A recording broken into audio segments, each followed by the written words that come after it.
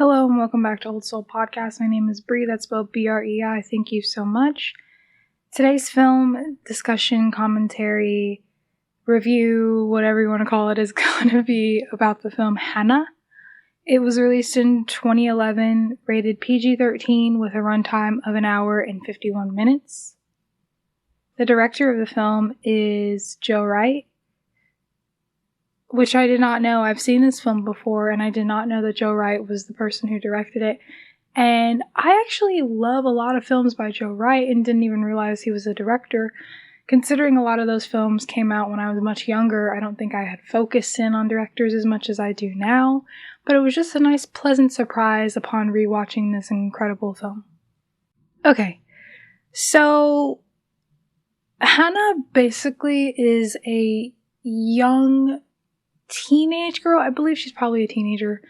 And she's basically lived her whole life in hiding with her father, which is sort of a complicated situation. You'll find more context into their relationship later in terms of their biology and sort of how and why Hanna ended up having to hide, outside of the fact that her father has a past in what seems like being some sort of like spy, assassin, or government soldier asset, and he like in some respects broke off from that, and in the course of trying to leave that environment, her mother died, Hanna's mother died, and they were trying to probably kill him during that time, definitely during the time frame of this movie. And probably would have killed her or tried to train her since she was younger to be their form of a soldier. And there's a lot of behind closed doors details about some sort of secret stuff that was going on with the specific agent in charge, Marissa Wiegler. So she is basically trying to kill Hanna and her father. They were in this forest, living and hiding, like I said before. Hanna only grew up knowing the forest and whatever her father read her in these like very factual, matter-of-fact books. And he told her what he told her and what he didn't tell her. And a lot of what he taught her was how to survive, how to fight, because he knew that the reality was that one day they would find them or come for them. And in the film, you see that they choose to be found because they're ready for them. And something that I kind of noticed a lot in the film was this sort of predator versus prey. Who's the prey? Who's the predator? You could watch the film and say maybe that Hanna is the prey because she's young. There's a lot of things that she doesn't know about in the real world. But because she was raised to be able to defend herself, and still in a lot of ways has a kind heart, especially towards like civilians and, you know, things like that aren't meaning her harm, she is a kind soul, until she kind of turns on that light switch and she's this like assassin, whether that's what they want to be called or not. That's sort of the vibe that it gives. And I feel like that makes her the predator, but she's assumed to be prey because she maybe doesn't look as scary or whatever they think, you know, the prey is supposed to look like versus the predator. And in the first major scene, you see Hanna hunting, and she says, you know, I just missed your heart, something to that extent.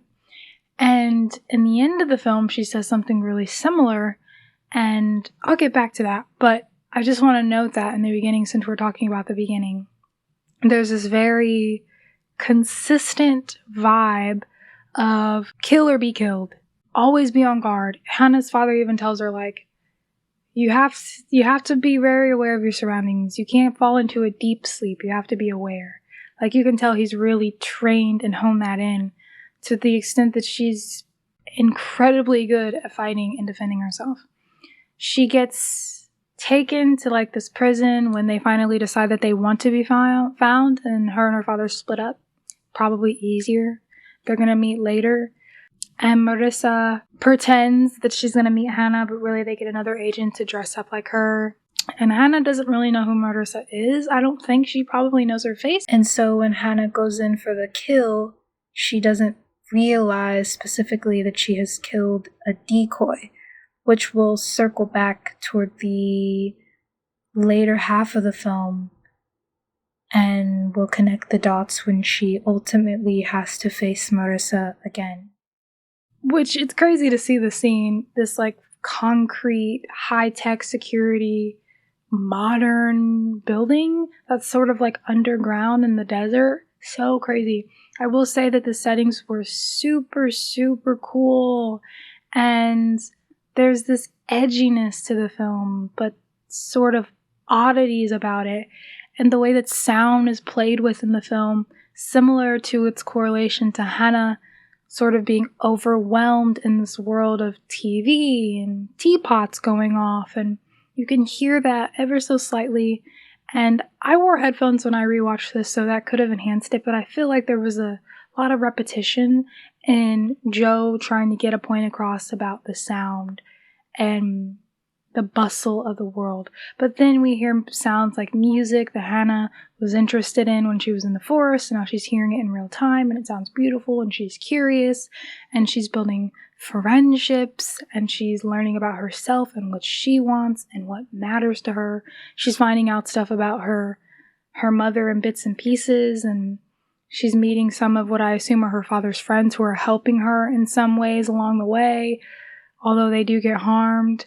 Marissa has these, I guess, her goons who have worked with her or for her in the past, helping her try to get Hanna, and they try. They do a lot of damage and they try, but they don't get her. And you're realizing again that a lot of the time that Hanna is caught, she's caught off guard and maybe a little clumsy when things aren't going as planned, but she always gets herself out of it. Or she's wanting to be caught. There's no in between. Because she's so well trained.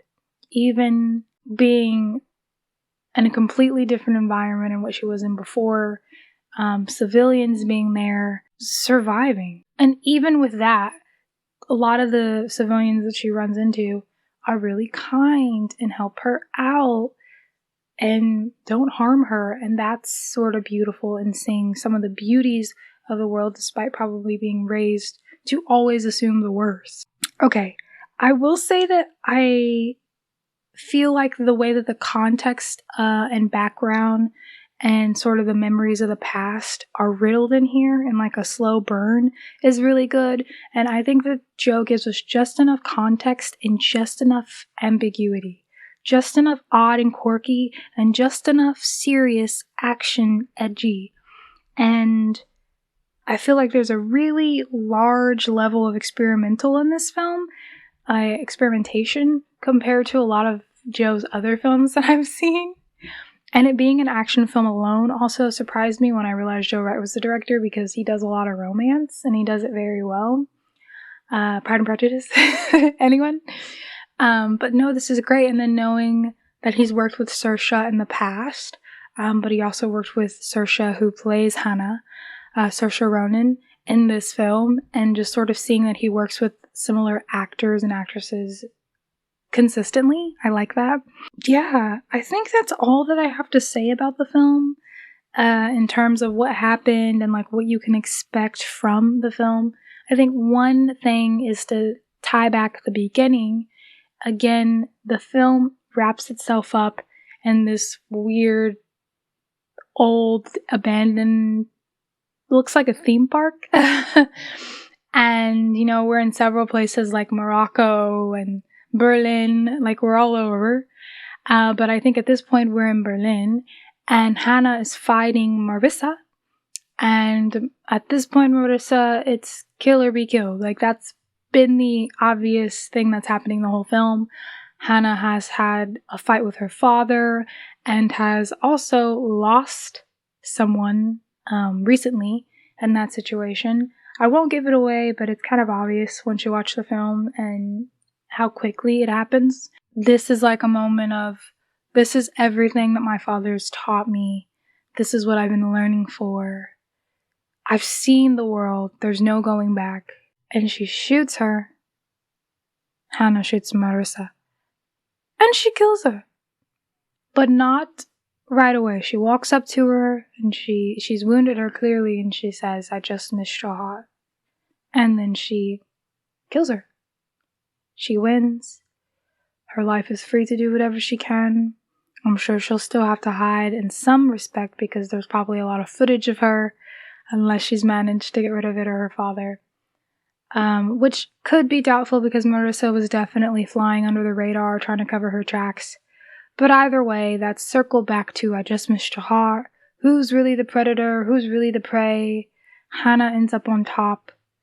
She's a character that you understand might not be a saint clearly, but when you see it as sort of self-defense and that being all that she knows, and these people going after her being very dangerous people and terrible people, it is sort of like, yeah, I root for her. Yeah, I do. Also, she's really cool, and I think that Saoirse did a great job, as well as Joe Wright and all the other actors involved and actresses. I think the film still holds a lot of weight and a lot of greatness on its own, even in this modern time. And I hope that you go see Hanna by Joe Wright. Thank you.